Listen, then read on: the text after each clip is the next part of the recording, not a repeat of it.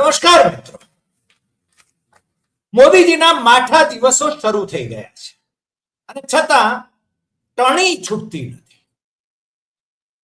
જે જેન જીની એ વાત કરે છે, મધરાતે વિડીયો બનાવે છે અને ઇન્સ્ટા પર એ પાઠવે છે, કારણ કે જેન જી યુવા પેઢી, આ દેશની ભવિષ્યની પેઢી, એને માટે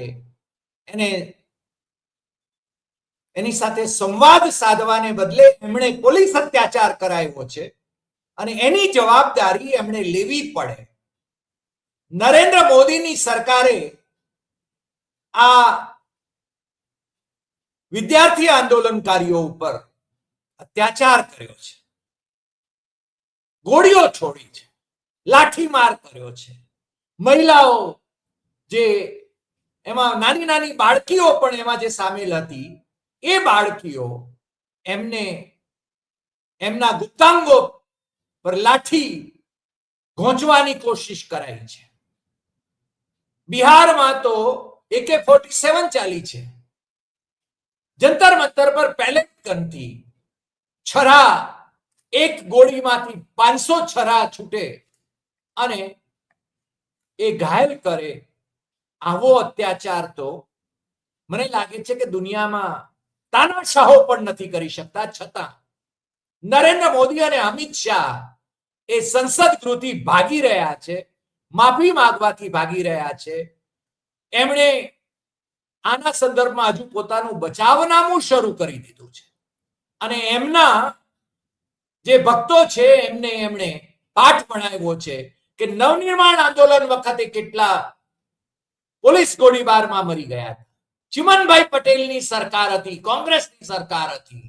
અરે, એ કોંગ્રેસની સરકારના જે મુખિયા હતા, એમની સરકાર ડૂલ થઈ હતી.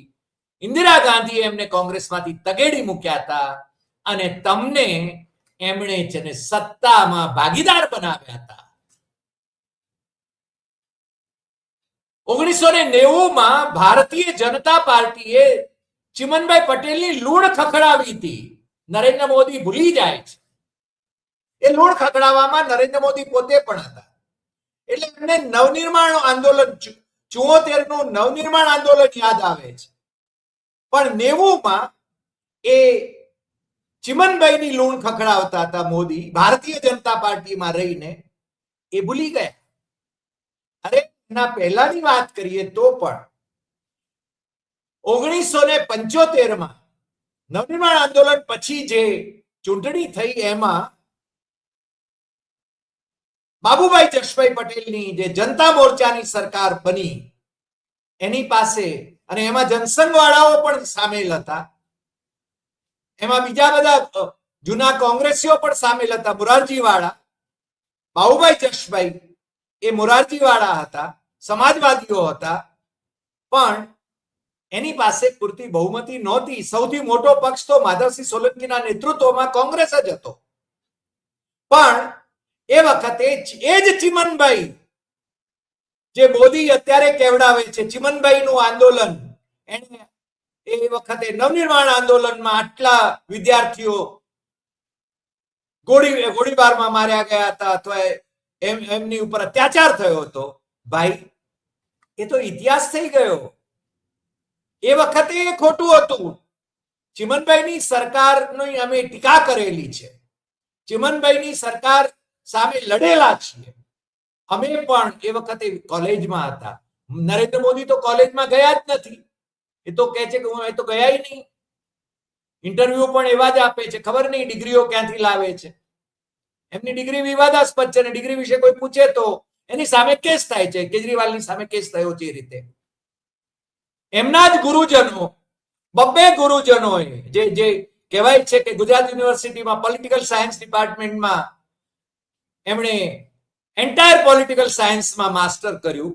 તો એ વખતે જયંતિ પટેલ અને દિનેશ શુક્લ, આ બંને એમના ગુરુજનો, એટલે ત્યાં ભણાવનારા હતા. પણ એ બંને જણા એમ કહે છે કે મોદી તો 1 વર્ષ દેખાયા હતા, પછી દેખાયા જ નથી.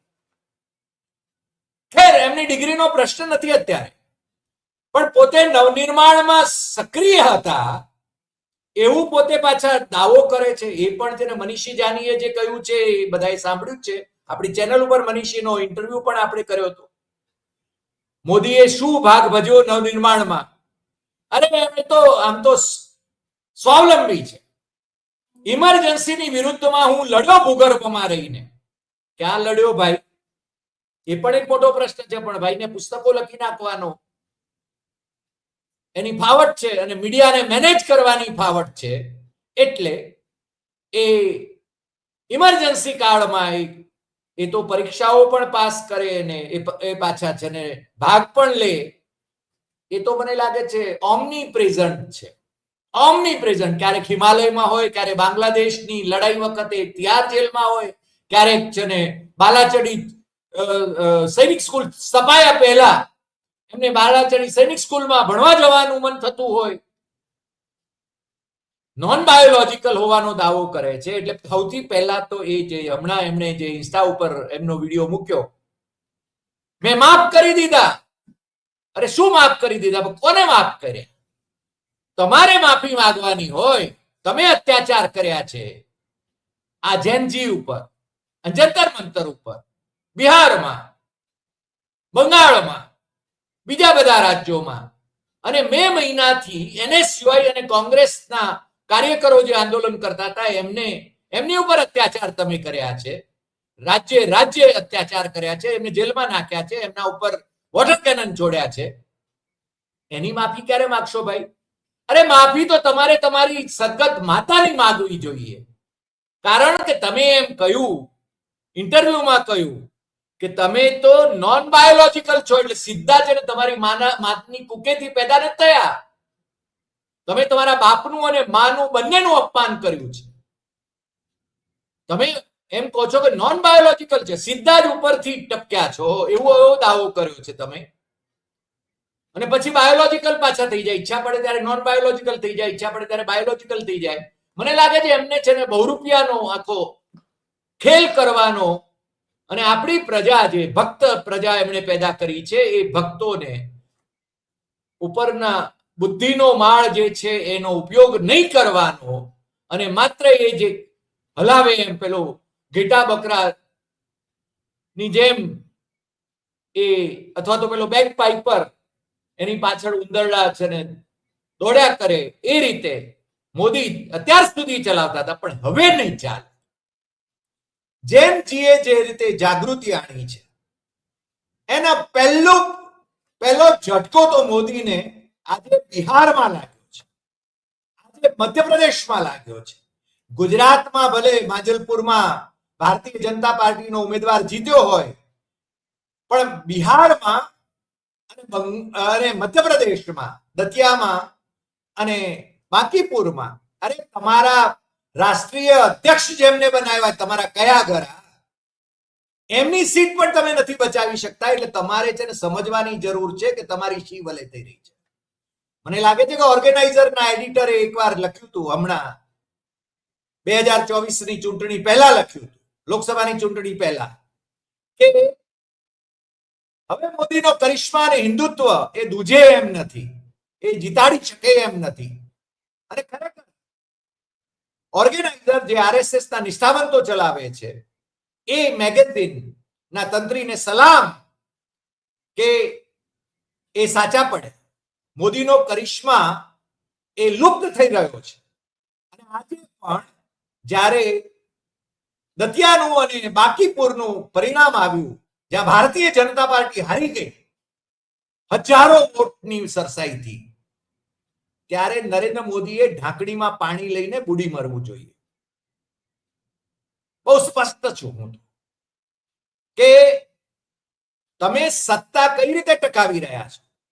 તમે સત્તા છે તે પોલીસ બળથી ટકાવી રહ્યા છો, સેન્ટ્રલ ફોર્સિસ દ્વારા અત્યાચાર કરાવીને ટકાવી રહ્યા છો, તમે ઈડી થી ટકાવી રહ્યા છો, સીબીઆઈ થી ટકાવી રહ્યા છો, એનઆઈએ થી ટકાવી રહ્યા છો, ઇન્કમ ટેક્સ થી ટકાવી રહ્યા છો. ઇલેક્શન કમિશન તમારા ખિસ્સામાં છે, તમે એનો કાયદો બદલી નાખ્યો અને ઇલેક્શન કમિશનને તમારું આંગળીયાત બનાવી દીધું. એ ઇલેક્શન કમિશન તમને જીતાડે છે. એટલે તમે ખરેખર જીતો છો કે તમને જીતાડે છે? અને છતાંય હવે જ્યારે જનતા જાગે છે ત્યારે સર્વખત્યારો ભાગે છે. દુનિયા આખાનો આ ઇતિહાસ છે. એટલે હવે તમારા વળતા પાણી તો થઈ ચૂક્યા છે અને છતાંય ટણી નથી જતી. પાછા પેલી 15 વર્ષની છોકરીએ એને માફી માંગી, એની સામે FIR કરવામાં આવી, એને પોલીસ એને ત્યાં પહોંચી ગઈ. અરે એવા 15 વર્ષના છોકરાઓ ઉપર અત્યાચાર કરે અને પાછા ભાઈ ઉપદેશ કરે છે કે વિદ્યાર્થીઓએ ભણવા પર ધ્યાન રાખવું જોઈએ. તમે ભણ્યા છો કે કેટલું ભણ્યા? અને પાછા પરીક્ષા પે ચર્ચા ઉપદેશક બની ગયા છે.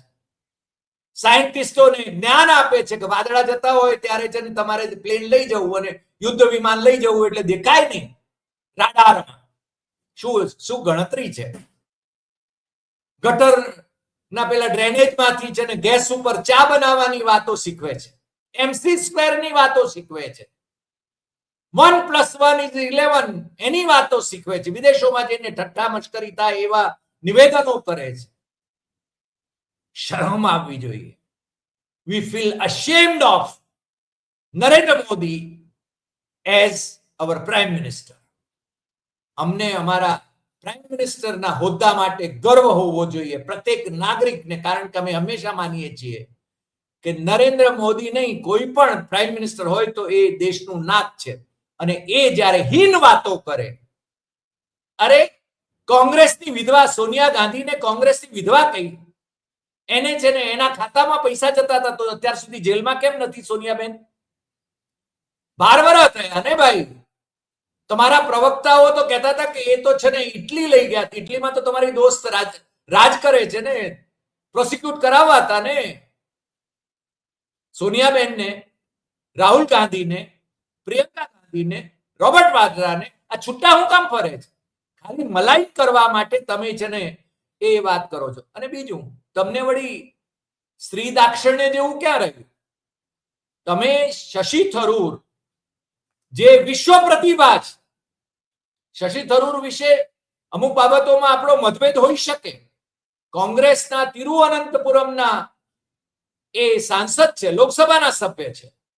ક્યારેક તમે એમને દબાવવાની કોશિશ કરો છો કારણ કે એમના પત્નીની હત્યાના પ્રકરણમાં એમને સંડોવવાનો કદાચ બ્લેકમેલ પણ થતા હોય એવું બને. પણ એમની પત્નીને તમે 50 કરોડની ગર્લફ્રેન્ડ કહેતા હો, રાહુલ ગાંધીને તમે જર્સી બછડા કહેતા હો કે પપ્પુ કહેતા હો, આ દેશના પહેલા પ્રાઇમ મિનિસ્ટર તમારા કરતા તમારા ગુરુ લાલકૃષ્ણ અડવાણી અને ઇવન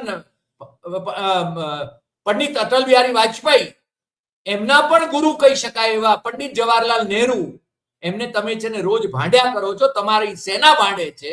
તમારી એટલે તમારા ભક્તોની સેના. એટલે આપણને આપણા લશ્કરી દળો માટે તો માન છે, 2 હાથે સલામ, કે આપણા લશ્કરી દળો આપણી સરહદોની રક્ષા કરે છે અને દુનિયાની કોઈ પણ લશ્કરી તાકાત કરતા આપણે છે ને આપણા લશ્કરી દળો એ મજબૂત છે, એનો આપણને ગર્વ છે. પણ નમાલા જ્યારે સત્તામાં આવે ને સત્તાનો દુરુપયોગ કરે ત્યારે એનું જે વરવું ઉદાહરણ હોય એ નરેન્દ્ર મોદી અને અમિત શાહ હોઈ શકે. તમે તાનાશાહ બની રહ્યા છો, તમે ડરાવી રહ્યા છો, પણ તમારો ભ્રમ અને ડર હવે આ જેનજી પાસેથી નીકળી ગયો છે. અને જેનજી સવાલો કરશે એટલે છે ને એમના મા બાપમાં પણ એક તાકાત આવે છે. તમને હવે ચૂંટણીઓ કેમ જીતવી, તમે એક હવે નશાખોરી વિરોધી આખું રાષ્ટ્રીય અભિયાન શરૂ કર્યું છે. ભાઈ ગુજરાતથી શરૂ કરો ને. તમે કચ્છના એ બંદરથી જ કેમ ડ્રગ આવે છે એની તપાસ કેમ નથી કરી શકતા? કારણ કે મળતિયા ઉદ્યોગપતિ હોય તો એની તપાસ કેમ થાય? અમને ગુજરાતી તરીકે પ્રાઇમ મિનિસ્ટર કે હોમ મિનિસ્ટર ગુજરાતી હોય એનો ગર્વ છે. પણ અમને જ્યારે કોઈ નેશનલ લેવલ ઉપરની ચેનલ ઉપર જ્યારે અમે ચર્ચામાં હોઈએ ત્યારે અમને મોદી શાહ ની વાત કરીને શરમાવતા હોય ત્યારે અમારે કહેવું પડે છે કે અમે છે ને ગાંધી સરદારના વંશજો છીએ, મોદી શાહના નહીં. અને અમને ગર્વ છે કે આ ધરતીએ ગાંધીજી પેદા કર્યા, આ ધરતીએ સરદાર વલ્લભભાઈ પેદા કર્યા. પણ તમારામાં સરદારના કોઈ ગુણ છે? ગાંધીના કોઈ ગુણ છે? સચ્ચાઈના કોઈ ગુણ છે? જુઠ્ઠાણાઓ ફેલાવીને તમે છે ને સત્તાનો ભોગવટો કરી રહ્યા છો અને આ બાળકો ઉપર અત્યાચાર તમે ગુજાર્યા અને પાછા તમે એમ કહો છો કે માફ કરી દઉં છું. શું હેસિયત છે તમારી માફ કરવાની? સત્તામાં બેઠા છો એટલે સત્તા ના તંત્રનો ઉપયોગ કરીને આ બાળકોને તમે દબડાવવાની કોશિશ કરી રહ્યા છો. એટલે મોદીજી, તમે ક્યારે માફી માંગશો? આ સવાલ છે ને અમને થવો સ્વાભાવિક છે. અમને નહીં, જેનજીને પણ. 15 વર્ષની બાળકીઓ પણ સવાલ કરી રહી છે કે મોદી તમારાથી ડરવાના નથી અમે. અને આ જેનજી જે છે એ જ્યારે જાગે છે ત્યારે સત્તા પલટા થાય છે. સદનસીબે આપણે ગાંધીના ભારતમાં છીએ. દુનિયાભરમાં ગાંધીએ શાંતિ અને અહિંસાનો સંદેશ આપ્યો. સરદાર પટેલે પણ શાંતિ અને અહિંસાને માર્ગે ચાલવાનું પસંદ કર્યું, ગાંધી માર્ગે. અને તમે તમારા સાંસદો ગોડસેવાદી હોય અને એમને તમે કહી પણ ન શકતા હોય, હું ક્યારે માફ નહીં કરું. શું કર્યું પ્રજ્ઞાને? તમે શું સજા કરી? અને બીજો, તમારા વતન રાજ્ય ગુજરાતમાં ગોડસેની પ્રતિમાઓ મુકાતી હોય ત્યારે તમે શું કર્યું? શું પગલા લીધા એ લોકોની સામે? રાષ્ટ્રપિતાનું અપમાન થાય, હળાહળ અપમાન થાય, બેઇજ્જતી થાય, એ રીતે તમે થવા દીધું. તમે તમાશો જોવામાં મશગુલ છો. મોદીજી, તમે ક્યારે માફી માંગો છો? સવાલ આ છે. હવે તમારા ભોપાળા બહાર આવી રહ્યા છે. ખાંડુ, અરુણાચલ પ્રદેશના કોંગ્રેસી મુખ્યમંત્રી એવા પેમા ખાંડુ એમને સાગમટે ભારતીય જનતા પાર્ટીમાં જોડાઈ જાય છે અને ભારતીય જનતા પાર્ટીના મુખ્યમંત્રી બની જાય છે. સીબીઆઈ એમને તેડાવે છે ભ્રષ્ટાચારના કેસમાં, પણ એ ત્યાં આગળ જવા માટે તૈયાર નથી. કેમ ભાઈ? તમે સીબીઆઈમાં છો ને, તમે સીબીઆઈને નચાવો છો ને. તમારા ભારતીય જનતા પાર્ટીના મુખ્યમંત્રી એ સીબીઆઈ બોલાવે તો ન જાય. કોંગ્રેસના હોય તો એને જવું પડે. તમારા બેવડા ધોરણો તો બહુ સ્પષ્ટ છે. ચૂંટણી કોઈ પણ રાજ્યની હોય ત્યારે એના મુખ્યમંત્રી જો વિપક્ષના હોય તો એની સામે ઈડીના કેસ થાય, સીબીઆઈના કેસ થાય, દરોડા ચાલુ પડે. બંગાળમાં, બિહારમાં, છત્તીસગઢમાં, કેરળમાં શું થયું? તમને મળતિયા વિજયન એમને એ હારી ગયા પછી તમે ઈડી મોકલાવી. ત્યાં સુધી તમે અદાણીની સાથે, એમની સાથે ઠાઠાઠીઠી કરતા હતા.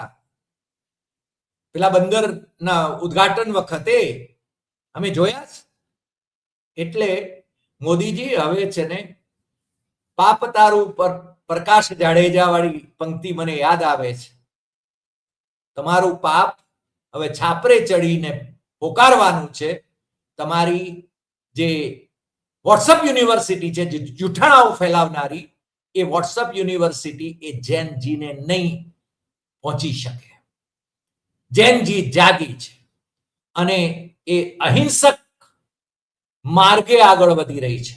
અને આપણે ઈચ્છીએ કે આપણે ગાંધી માર્ગે જ આંદોલન કરવા માંગીએ છીએ. આપણે હિંસાને સમર્થન નથી જ આપતા. દાવા કર્યા અમિત શાહે કે અમે છે ને નક્સલવાદ ખતમ કરી નાખ્યો, ને હજુ હમણાં નક્સલવાદીઓ પકડાય છે. ઢોલ પીટવાના છે તમારે. તમે જમ્મુ કાશ્મીરમાં આતંકવાદ ખતમ કરી નાખ્યો. કોનો આતંકવાદ આજે ચાલે છે એ હવે ત્યાંની પ્રજાને જ પૂછવું પડે. એટલે મોદીજી, તમે દેશવાસીઓને ઉઠા ભણાવ્યા છે, આ જેનજી પર અત્યાચાર કર્યા છે, અને ઉલટા અત્યાચારી એ પાછા જેનજીને દંડવાની કોશિશ કરો છો. હજુ તો સમજી જાઓ. અમને કોઈ જ વાંધો નથી. તમે જેને માફી માંગો ને. તમારા પ્રધાનનું રાજીનામું લેવામાં આવ્યું, અમિત શાહે રાજીનામું આપવું પડે તોય લઈ લ્યો. તમારે રાજીનામું આપવું પડે ને તમારી જ પાર્ટીનો કોઈ પ્રાઇમ મિનિસ્ટર થાય તો અમને જરાય વાંધો નથી. પણ કમસે કમ સુશાસનની વાતો માત્ર કરવાથી સુશાસન આવી નથી જતું.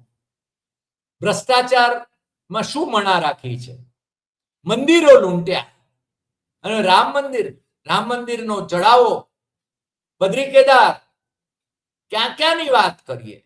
અરે સિદ્ધિવિનાયક મુંબઈનું રાજ ઠાકરે એનું પોલ ખોલી છે હમણાં, કરોડો રૂપિયા ની ચોરીનો. શું કરી રહ્યા છો મોદીજી? મેં ખાતા નહીં और ખાને દુંગા નહીં, પણ મને લાગે છે કે તમે છે ને ખાનારાઓને તમારી પાર્ટીમાં જો સમાઈ જાય તો એમને છે ને મુખ્યમંત્રી બનાવો છો. હેમંત બિસ્વા શર્મા, સુવેન્દુ અધિકારી, પેમા ખાંડુ, અજીત દાદા પવાર, કોની વાત કરવાની? આ બધા તમે જ કહેતા હતા ને કે ભ્રષ્ટાચારીઓ છે, અબજો રૂપિયાનો ભ્રષ્ટાચાર કર્યો છે. એવા બધા તમારા મુખ્યમંત્રી થઈ ગયા અને તમે પ્રજાને મૂર્ખ બનાવો છો. પ્રજા મૂર્ખ છે એવું માનતા નહીં. જૈનજી એમાં જે જાગૃતિ આવી છે એ જાગૃતિ અભિજીત દીપકે જે કોઈ હોય, આ આંદોલન એ અભિજીત દીપકેના હાથમાં પણ નથી. હવે જૈનજી આખા દેશની જાગી છે અને આ યુવા પેઢી એ પ્રશ્નો પૂછવાની જ છે.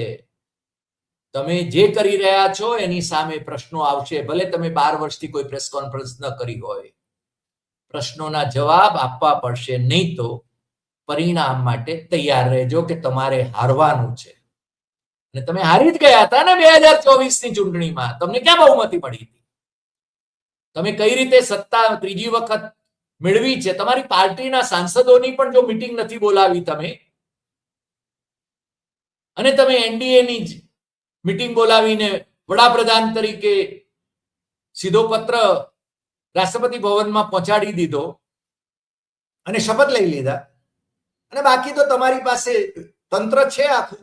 મેં કહ્યું એમ, ઈડી, સીબીઆઈ, ઇન્કમટેક્સ, એનઆઈએ, હવે બધા જ ભોપાળા બહાર આવશે. કારણ કે પ્રજાનો ડર નીકળી ગયો છે.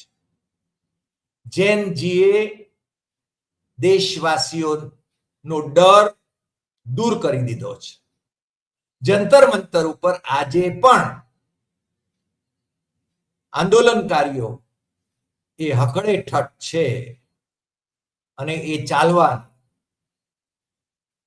દેશભરમાં ચાલવા. હા, એ શાંતિપૂર્ણ રીતે જ ચાલશે. તમે ગમે તેટલી કોશિશ કરો, મને કહેવા દો કે પેલા પથ્થર ભરેલા ડમ્પર 2 એ છે ને જંતર મંતર ઉપર કઈ રીતે પહોંચ્યા હતા મોદીજી? જવાબ તો તમારે આપવો પડે ને, કારણ કે દિલ્હીની પોલીસ તમારા અંડરમાં છે, અમિત શાહની અંડરમાં, એટલે કે તમારી અંડરમાં છે. દીપકે એ છે ને ટ્વીટ કરીને એની તસવીર મૂકી હતી કે જુઓ આ ક્યાંથી આવ્યા, અને એ પથ્થર ભરેલા ટ્રક અથવા ડમ્પર એ કોંગ્રેસની ઓફિસ સામે, યુથ કોંગ્રેસની ઓફિસ સામે ઉભા રાખવામાં આવ્યા હતા. તમે એલિબી એસ્ટાબ્લિશ કરવા માંગતા હતા કે આ કોંગ્રેસીઓ કરી રહ્યા છે, પણ તમે સફળ નથી થયા અને સફળ થવાના નથી. તમારા નુસ્ખાઓ હવે એક્સપોઝ થઈ રહ્યા છે. દેશની જનતા જાગી રહી છે અને તમારા જુઠ્ઠાણાઓની પોલ ખુલી રહી છે. આજે આટલી વાત. ફરી મળીશું નવા એપિસોડમાં નવા વિષય સાથે. તમે જો સાચી વાત, ટકોરાબંધ વાત સાંભળવા માંગતા હો તો આપણી YouTube channel doctor Hari Desai Satyam એવં તથ્યમ એ સબસ્ક્રાઇબ જરૂર કરજો. દેશમાં અને વિદેશમાં જે મિત્રો હોય એમને પણ કહેજો, અને અમે જે વાત કરી રહ્યા છીએ એ ચેક અને ક્રોસ ચેક પણ કરજો, કારણ કે અમે સાચી વાત, ટકોરાબંધ વાત કરીએ છીએ. આજે આટલી વાત. ફરી મળીશું નવા એપિસોડમાં નવા વિષય સાથે. નમસ્કાર.